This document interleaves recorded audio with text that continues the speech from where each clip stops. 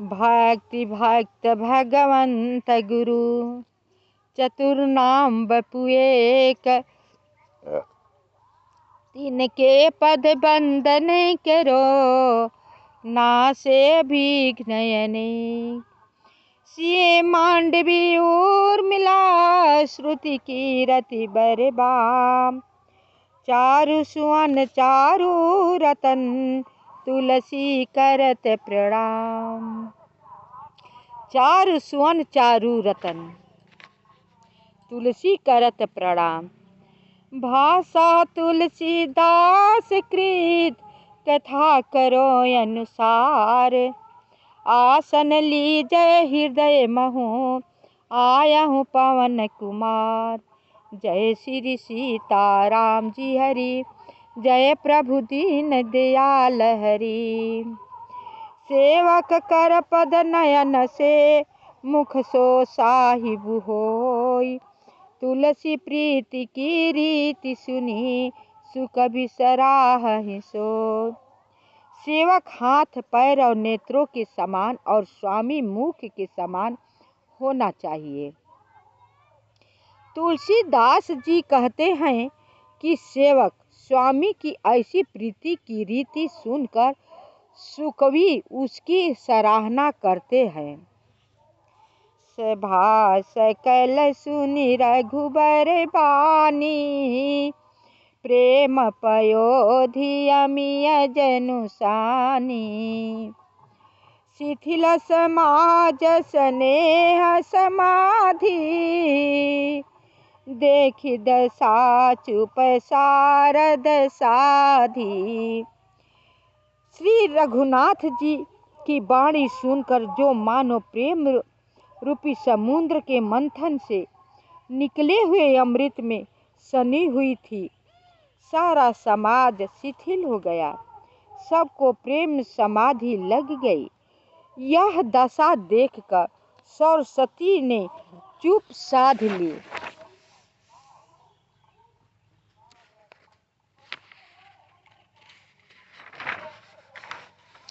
भरत ही भयउ परम संतोषु, सन्मुख स्वामी विमुख दुख दोषु।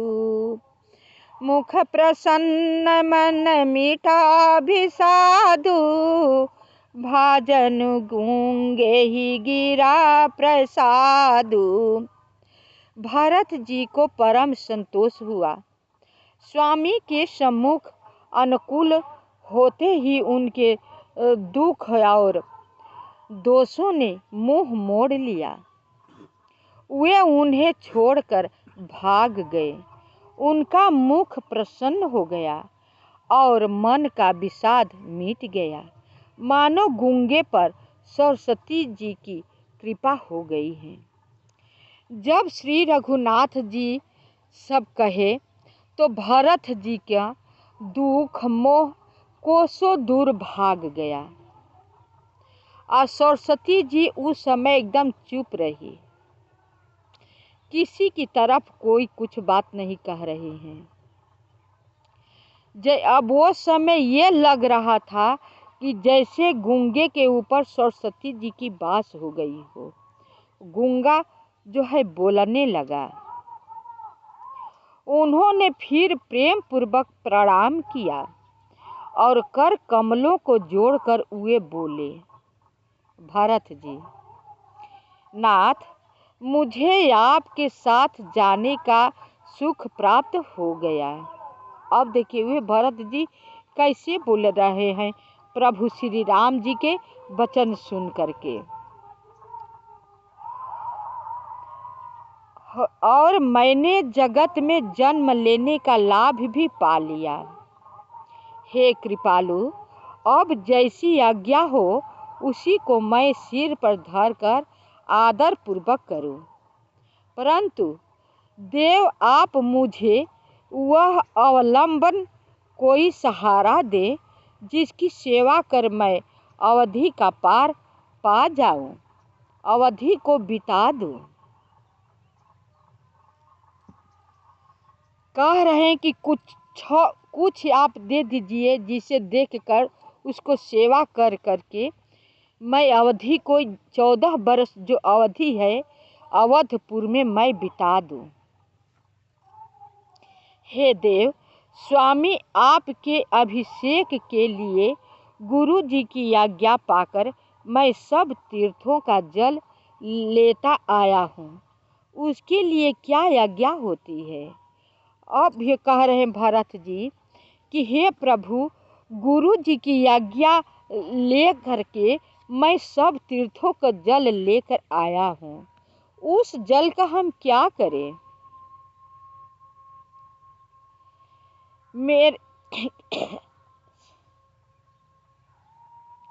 मेरे मन में एक और बड़ा मनोरथ है जो भय और संकोच के कारण कहा नहीं जाता। श्री रामचंद्र जी कहा, हे भाई कहो। तब प्रभु की आज्ञा पाकर भरत जी स्नेहपूर्ण सुंदर वाणी बोले, आज्ञा हो तो चित्रकूट के पवित्र स्थान, तीर्थ, वन, पक्षी, पशु, तालाब, नदी, झरने और पर्वतों के समूह तथा विशेषकर प्रभु आपके चरण चिन्हों से अंकित भूमि को देखी आऊं। देखिए भरत जी के कि जिस चित्रकूट में आप रह रहे हैं, वन, पर्वत, पशु, पक्षी, चिड़िया, झरने, कहाँ कहाँ पे आपके पद चिन्ह पड़े हैं, वो सबको मैं देख आऊं, अगर आपको आज्ञा हो तब। श्री रघुनाथ जी बोले, अवश्य ही। अत्रि ऋषि की आज्ञा को सिर पर धारण करो, उनसे पूछकर वे जैसा कहे वैसा करो। वहीं पर अत्रि मुनि जी भी बैठे थे, सबसे बड़े, जो कि राम जी तो बाद में चित्रकूट में गए। बहुत पहले से अनसुईया माता जी रहा करती थी और अत्रि मुनि जी। प्रभु जी की इतनी बड़ाई बड़प्पन देखिए। अब उनका कहना है प्रभु जी की कि पहले से माँ अनसुईया रह रही है यहाँ पर, अत्रि मुनि जी रह रहे हैं, तो इनसे आज्ञा मांगो, मुझसे मत मांगो। इनके आज्ञा को शिरोधार्य करके तब तुम देख लो। हे भाई, अत्रि मुनि के प्रसाद से वन मंगलों का देने वाला परम पवित्र और अत्यंत सुंदर है। इनके प्रभाव से, अत्रि मुनि जी के प्रभाव से सारे लोग कहते हैं कि प्रभु श्री राम जी के रहने से चित्रकूट वन मंगल है। लेकिन प्रभु श्री राम जी के कहना है कि अत्रि मुनि के प्रसाद से ये वन मंगल है। और ऋषियों के प्रमुख अत्रि जी जहाँ आज्ञा दे वहीं लाया हुआ तीर्थों का जल स्थापित कर देना। जहाँ अत्रि मुनि जी कहेंगे जो तीर्थ का जल तुम लाए हो, तो जहाँ पे अत्रि मुनि जी कहेंगे जल रखने के लिए वहीं पर रख देना। प्रभु के वचन सुनकर भरत जी सुख पाया और आनंदित होकर मुनि अत्रि जी के चरण कमलों में सिर नवाया। समस्त सुंदर मंगलों का मूल भरत जी और प्रभु श्री रामचंद्र जी का संवाद सुनकर स्वार्थी देवता रघुकुल की सराहना करके कल्प वृक्ष के फूल बरसाने लगे। देखिए, जब मन वाली हो गई देवता लोग की कि प्रभु श्री राम जी यहीं पर रहेंगे, वन में रहेंगे, कहीं नहीं जाएंगे, तो कल्प वृक्ष का फूल बरसाने लगे। ऐसे तो हमेशा फूल बरसाते रहे, लेकिन कभी मन से कभी बिना मन से कोई भी फूल बरसा देते थे। लेकिन अब जब मन वाली हुई है तो कल्प वृक्ष का फूल लेकर बरसा रहे हैं प्रभु के ऊपर।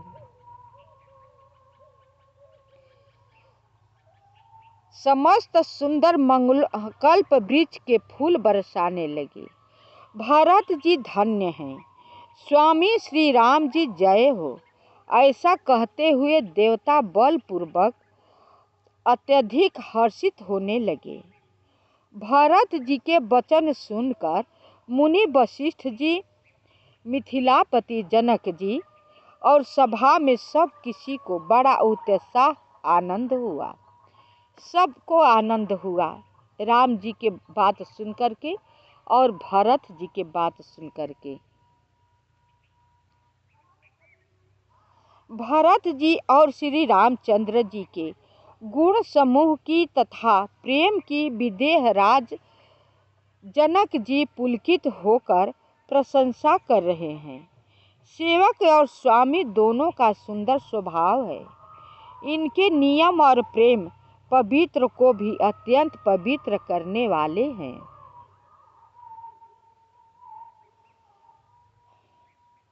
मति अनुसार सराहन लागे, सचिव सभासद सब अनुरागे।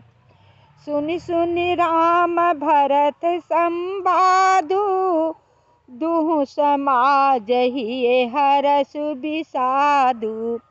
मंत्री और सभासद सभी प्रेम मुग्ध होकर अपनी अपनी बुद्धि के अनुसार सराहना करने लगे।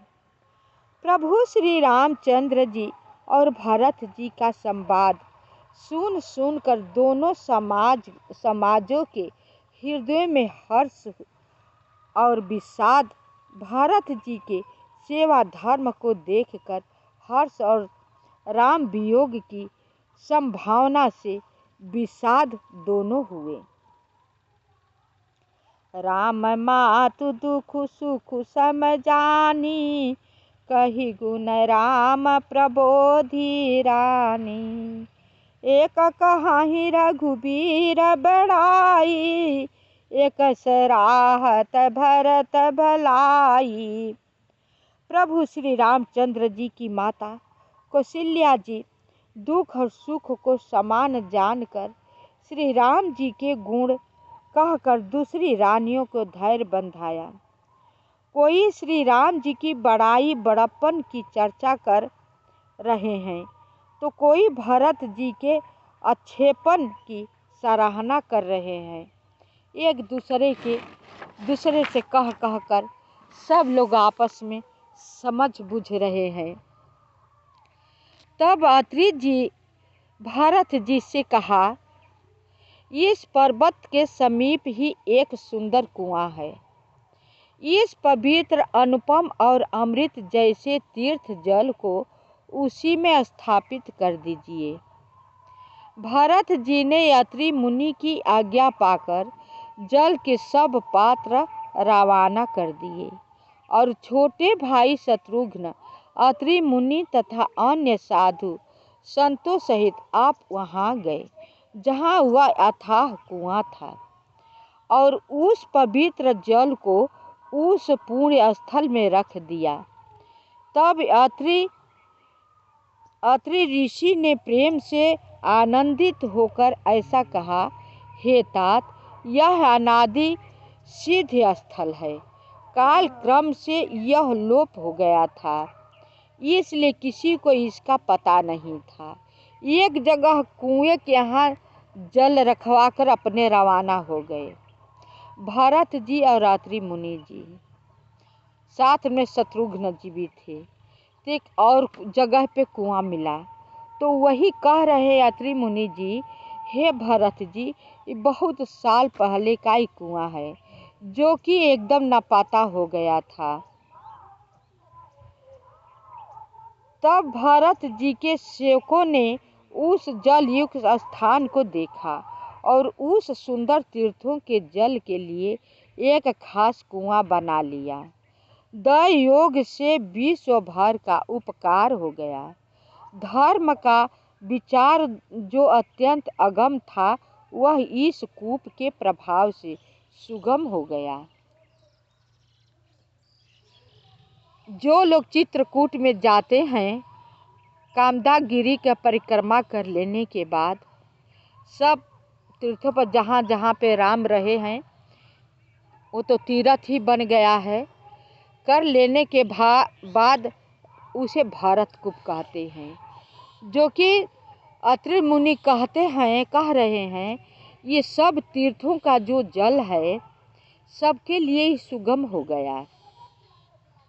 वहाँ पर चारों धाम का तीर्थ का जल जो डाला गया है कुआं में, आज भी हमने नहीं देखा है। जो देखा है वो कहते हैं कि चारों धाम को जो तीर्थ का जल डाला गया है जिस कुएं में, वो 4 कलर का उसी कुआं में जल जो है दिखाई देता है, मिला नहीं है। अब किसी को मन होता है स्नान कर लेता है, बाल्टी से खींची जाती है, कोई पानी का अर्पण ही करके रह जाता है, अपने मन की बात है। लेकिन मेरी समझ में तो स्नान चारों तीर्थों का स्नान कर लेना चाहिए था। लेकिन जैसी जिसकी मति, जब काम जैसा करे। लेकिन वहाँ जा कर के भरत कूप का अवश्य देखना चाहिए, जल का आचमन अवश्य कर लेना चाहिए, हो सके तो स्नान अवश्य कर लेना चाहिए, क्योंकि ये सब संयोग बस मिलता है। बार बार जब चाहोगे तब नहीं मिल जाएगा। ये जब भगवान की असीम कृपा होगी तभी वो सब चीज़ मिलने वाला है। तो उससे नहीं घबराना चाहिए, उसको छोड़कर नहीं हटना चाहिए, मेरा कहना है। अब सबकी अपनी अपनी मर्जी। वह इस कूप के प्रभाव से सुगम हो गया। अब इसको लोग भरत कूप कहेंगे। तीर्थों के जल के संयोग से तो यह अत्यंत ही पवित्र हो गया। इसमें प्रेम पूर्वक नियम से स्नान करने पर प्राणी मन वचन और कर्म से निर्मल हो जाएंगे। वो कुआं के जल से जो स्नान करेगा तो मन वचन कर्म से सब तरह से निर्मल हो जाएगा।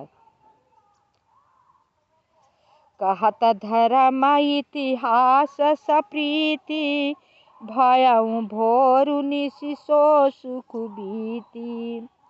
नित्य निबाहि भरत दो भाई, राम यात्री गुरयाय सुपाई। प्रेम पूर्वक धर्म के इतिहास कहते हुआ रात सुख से बीत गई और सवेरा हो गया। भरत शत्रुघ्न दोनों भाई नित्य क्रिया पूरी करके श्री राम जी, अत्रि जी और गुरु वशिष्ठ जी की आज्ञा पाकर समाज सहित सब सादे समाज से श्री राम जी के वन में भ्रमण प्रदक्षिणा करने के लिए पैदल ही चले। अब सब राम जी को जान करके, तीर्थ समझ करके सब पैदल ही परिक्रमा कर रहे हैं, करने चले। कोमल चरण है और बिना जूते के चल रहे हैं। यह देखकर पृथ्वी मन ही मन सकुचा कर कोमल हो गई। जो पृथ्वी थी कठोर थी, वन में जंगल में तो पहाड़ पर कठोर ही न रहेगा जमीन, तो वो पृथ्वी सकुचा गई उन लोगों को कोमल पैर देख करके, और धीरे धीरे कोमल अपने आप हो गई। कुश कांटे कंकड़ी दरारे आदि कड़वी कठोर और बुरी वस्तुओं को छिपाकर पृथ्वी ने सुंदर और कोमल मार्ग कर दिए। देखिए बाहर धरती माता, धन्य है माँ धरती जी, कि आपने जितने दरारे थे, कंकड़ पत्थर कांट कूस सब अपने अंदर ही छिपा लिए थे कि किसी को गड़े ना, किसी को चुभे ना। धन्य है धरती माता। अब से सुबह जब उठेगा तब इनका प्रणाम कीजिएगा। गजब धैर्यशालिनी, गजब विचारशालिनी है।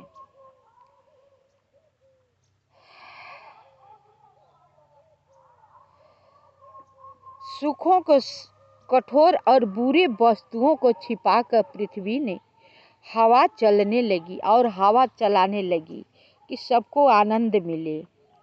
रास्ते में देवता फूल बरसाकर, बादल छाया करके, वृक्ष फूल फल कर तृण अपनी कोमलता से मृग पशु देखकर और पक्षी सुंदर वाणी बोलकर सभी भरत जी को श्री रामचंद्र जी के प्यारे जानकर उनकी सेवा करने लगे। जिसका जो चीज का सामर्थ्य था वही करने लगे। कोयल थी, वो बोलकर सबको आनंदित करने लगी। पशु पक्षी बोलकर आनंदित करने लगे। बादल जो है छाया करके आनंदित करने लगी। देवता सभी फूल बरसा करके आनंदित करने लगे। पेड़ जो है पूरे फल से लद गए, फल दे करके आनंदित होने लगे। रास्ते में सब भरत जी का, राम जी को स्वागत कर रहे हैं। हम अपने लोग कहाँ कुछ कर रहे हैं? कुछ नहीं कर रहे हैं। इनका गुणानुवाद करने में हम लोग बहुत पिछड़ जा रहे हैं, और करने की क्या बात रही। शेष भाग अगले वीडियो में।